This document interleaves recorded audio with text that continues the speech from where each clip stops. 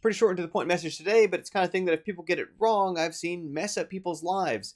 This is about not defining ourselves by being in a state of struggle. Not defining ourselves as the fight, as the challenge, as the obstacle that we seem perpetually up against. And it's almost like this comic book thing where the Joker talks about with Batman that they're defined by their battle against other. They're fictional characters, right? I mean, obviously. In reality, though, there are people who will consistently have like a mess in a certain place.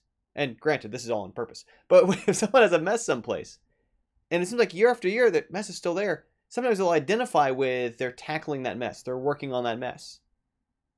And they don't make any progress on it because if they finished it, they'd be left in this sort of minor identity crisis of, well, now what? What's my thing I'm up against?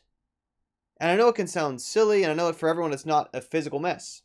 But for a lot of people, it is this creative project that they're working on. Does this sound familiar? Where there's no particular deadline, where there's no particular direction chosen, but they're sort of tinkering on it. And again, an identity starts to form around, who are you? Well, I'm working on this thing. Like, what are you doing? I'm working on this thing. And we see ourselves as continuously in the process of working on the thing without direction, without a planned deadline. And the problem, as I've pointed out before and will continue to repeat because it's an important key point, is that you will get better at whatever you practice doing. And if what you practice doing is not having direction and not finishing something, then you're going to become increasingly experienced and professional level at, kind of a joke there obviously, having no direction and not finishing something. Don't define yourself as being in a continuous state of tinkering or struggling or wandering in that direction. You can nail down a direction for it. You can nail down a deadline for it. Work backwards from there with a plan. And finish it to move on to the next thing.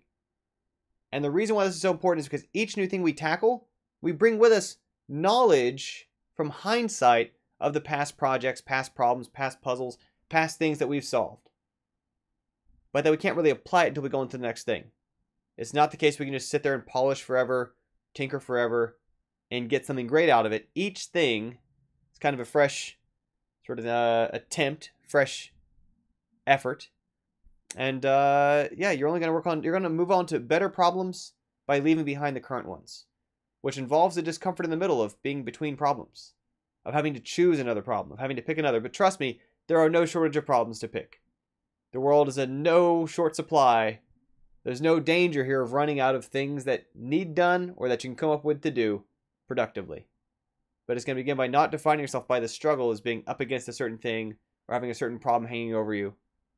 Address the problem, confront the discomfort of who am I now, and find an answer to it. Come up with an answer to it. And, I'll tell you what, sometimes even for people I've worked with who they got a project dragging on, part of what I'll talk with them about is actually making specific plans for the next project that they want to work on. And this isn't like the thing where they distract themselves by thinking about what they're not doing. I'm talking, this isn't daydreaming stuff. I'm talking real concrete plans, when they're going to start the next project, how long the next project is going to take, the details of the next project, when the next project is going to be finished.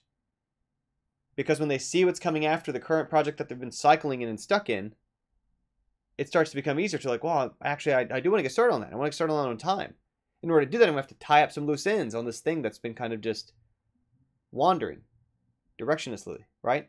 So anyway, whatever it takes, don't define yourself as the struggle. Define yourself in a way that changes, in a way that grows, in a way that moves on to bigger and better problems, different problems, not just sort of being identifying as up against a certain kind of thing without any sort of progress to show on it one week to the next, without any sort of definition of what progress looks like on it. That's it for the day. Thanks for always tuning in. Have an overview all tomorrow.